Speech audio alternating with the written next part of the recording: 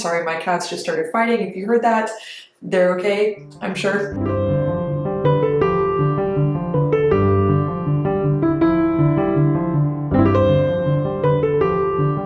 Hey dancers, it's Kirsten. Welcome back to another video. In this one, I am going to talk about how to stop hating Adagio. This is for you ballet dancers out there who feel this sense of dread, or at the very least, tension in your body and just preparation for misery whenever Adagio comes up in ballet class. I do really believe, and I'm sure this is not surprising to you either, that number one, it is true that the mind and body are very connected. Number two, so many dancers are socially conditioned to not like Adagio. Number three, a lot of us feel that unless we're very, very good at it, we're not allowed to like it or we can't. Number four, when we feel better about a step or just feel better in general, we do dance better. I really do believe that our mental and emotional state really does affect our ability to perform. I'm going to start giving you some tips on how to actually start changing your mental and emotional state around Adagio so you can not only have a better time, but also see an improvement in your ability to do Adagio. I will say this video was inspired and requested by one of my clients. We were talking about her sense of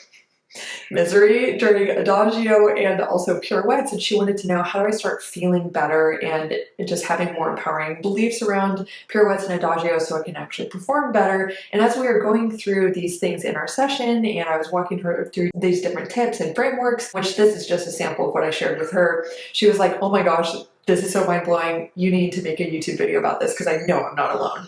And I do know she's not alone. So here we are. I really hope you enjoy these tips and benefit from them. I know that these definitely have helped me over the years, and I also used to be a dancer who didn't enjoy Adagio that much. And I definitely had this mentality that unless I was one of those dancers with super, super high legs and I was really good at it, then I just can't enjoy it.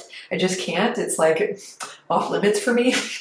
In some way. And so now I actually really do enjoy Adagio, even though my legs aren't the highest, so I'm not like the best ever at it, but I find so much enjoyment in it by using these different mental shifts and frameworks. So let's just go ahead and get into it. First, I want to dissect a little bit of why I think culturally it's quite normal to not enjoy Adagio as a ballet dancer. Number one, and this drives me crazy, we are often conditioned from a young age to not like it, or from the beginning of our dance journey, even if you didn't start at a young age. I notice that it's incredibly normal and kind of just trained into us, and even teachers seem to pass this down from other teachers, where when a teacher goes to demonstrate Adagio, their tonality is already changing compared to other steps. They say things like, okay, here's Adagio, like buckle up, this is gonna suck. And even when teachers tend to demonstrate, they'll do a développé or something like that, and they'll be like, and hold, hold, hold. So here's what I learned years ago when I started learning more about psychology and the process for mental change. I learned that communication happens approximately 35% through our tonality and only 7% through words. The rest is through our body language. So even if they're saying Adagio in développé 1, 2, 3, 4, whatever, if they're saying it like 1 and 2, and then come down, what they are communicating to their students is this is going to be hard.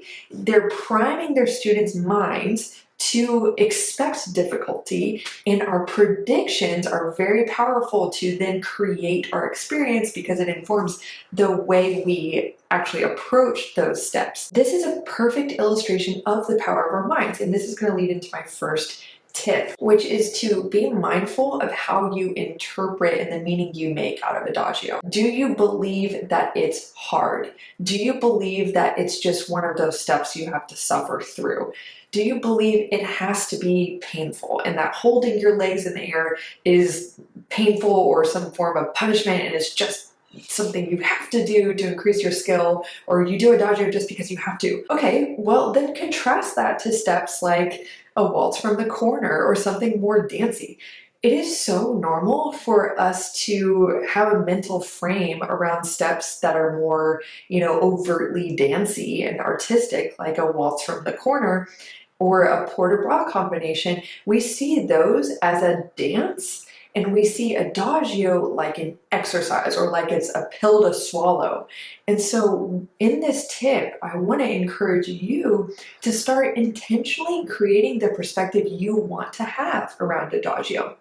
Your perspective is so powerful. And what you could do is actually start to say, or explore with yourself, like, what if I did see it as a dance? What if I saw it as more like an opportunity than this painful thing? An opportunity in the slowness to make more artistic choices, or an opportunity to be more connected to your body, or an opportunity to reframe what discomfort means. And so what I'm going to then segue into is my next point, which is take control of the way you interpret your bodily sensations. And also part B to that is choose where you want to put your focus. Okay, so part A, what happens often is that dancers notice, because also our minds are primed to do this, we notice the discomfort we feel, perhaps in our quads or something like that, when we're doing a développé à la seconde, and we instinctually fixate on that.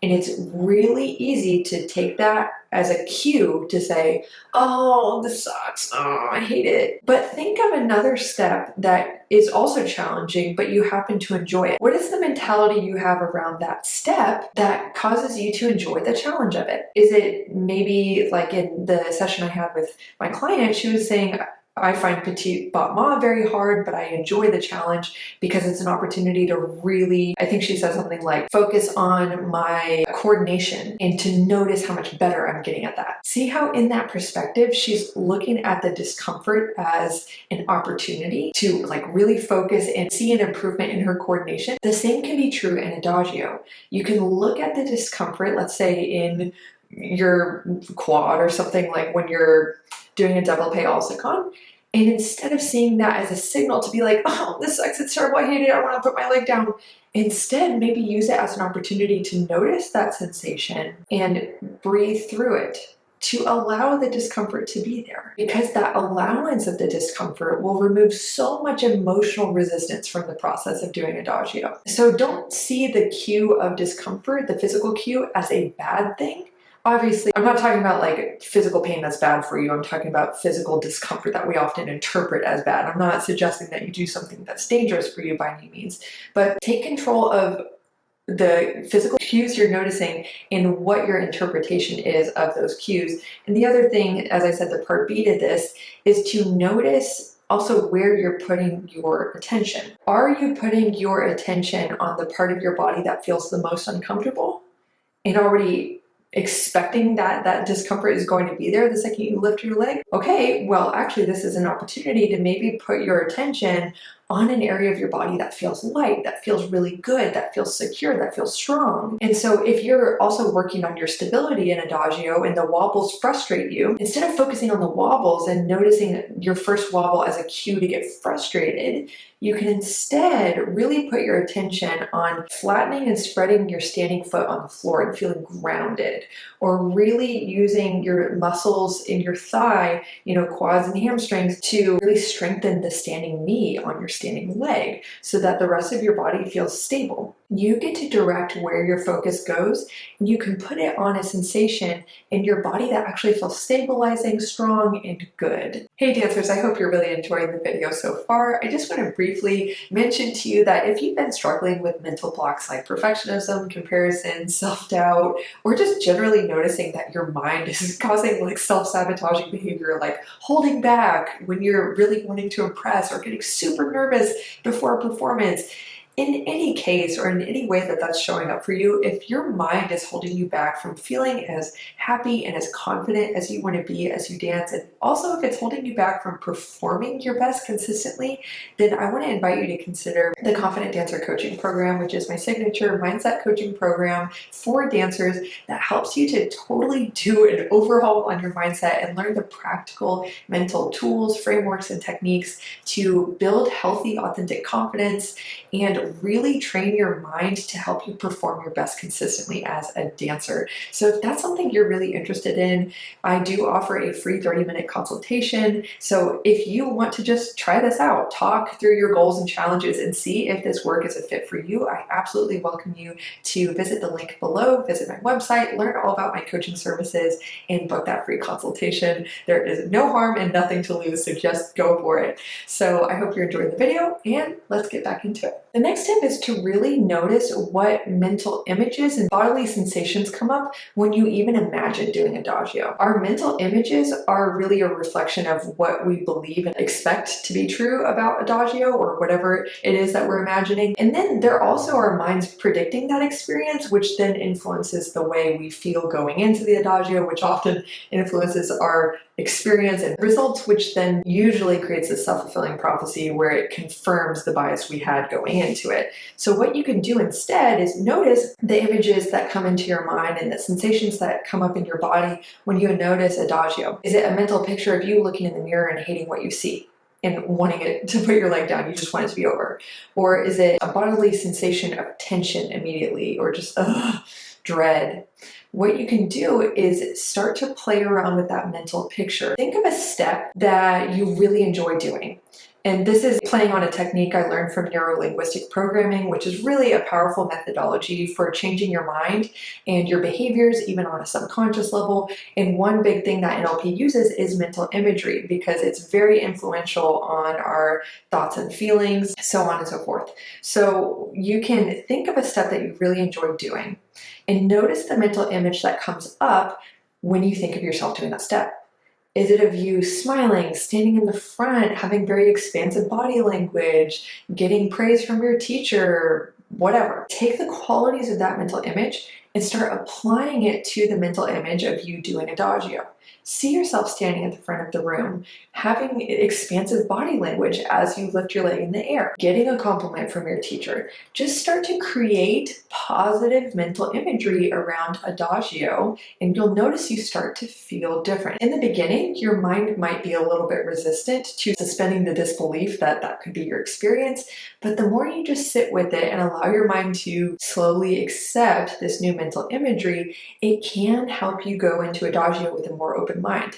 And you can very quickly, in just a few seconds in the middle of class, before you start adagio, just insert a positive mental image in your head of you feeling really good doing adagio. And this can be such a hack to start to change your mental, emotional, and even physical state around it. Next, you can see the challenges of adagio as a game. So instead of seeing these struggles you have with it and even labeling them as struggles, reframe those into, those are like a little game you can play with yourself. See how long you can suspend your leg in the air. See how long you can kind of sit with that discomfort of your muscles being like, oh, you know, kind of getting tired holding your leg in the air. Instead of having a more fixed black and white mindset, like, oh, discomfort equals bad equals I should put my leg down, use this as an opportunity to kind of play a mental game with yourself of seeing, how light can my leg feel as I suspend it in the air? How much can I feel like this is a dance? How much can I just radically accept the way my legs look in the mirror as I do these positions? How can I use it as a game to practice radical self-acceptance and the vulnerability of being seen holding a pose? There are so many different opportunities for how you can turn the challenge of it into a mental game, which will really change the way you feel as you encounter maybe those difficulties or discomforts. The last thing I will share is to utilize the power of your language, how you speak about adagio, even to yourself and your own thoughts. No one is wrong for doing this. It's just maybe not as helpful as it could be. The language teachers tend to use around adagio is words that actually incite discomfort and a lack of enjoyment. Like, for example, hold. It's not bad to use the word hold, and I'm not faulting anyone for using that word, but I want to invite you to kind of play around with your language. When you are telling yourself, kind of talking through the combination as you do it, you can tell yourself, I'm going to suspend my leg. I'm going to let it float in the air. I'm going to place it in this position instead of I'm going to hold it or I'm going to make it stay. You know, these aren't bad words, but if you do feel like those words stay and hold have a connotation of like drudgery, you can change the words you use in your own mind. And even if you're speaking about adagio, in order to bring up more resourceful and helpful and positive feelings that come with different words like suspend, float, place, I love using words like that in Adagio with myself and even when I teach, and I notice it just gives a totally different connotation. It also like primes my expectations for the développé to feel good, to feel empowering. It's really powerful what your language can do to influence the way you feel about something. So I hope these tips were super helpful for you. I could geek out about this truly all day. And if you really want help changing the way you feel about certain steps, like especially pirouettes, let me know if I should do a video about pirouettes. Typically, pirouettes and Adagio are the two that people tend to get really tense around and have unpleasant feelings around or fear. So if you would like help also further on an individual level to overcome your fear or mental blocks around certain steps, definitely check out my coaching program, the Confident Dancer Coaching Program. In that program, I really work deeply on your mindset to help you actually be able to not only enjoy these steps, but perform much, much better in them. So know that there is individual support available for you if these issues are really affecting your training and career. And that's it. I hope you really enjoyed this. Let me know what you think, and I'll see you in the next video. Bye.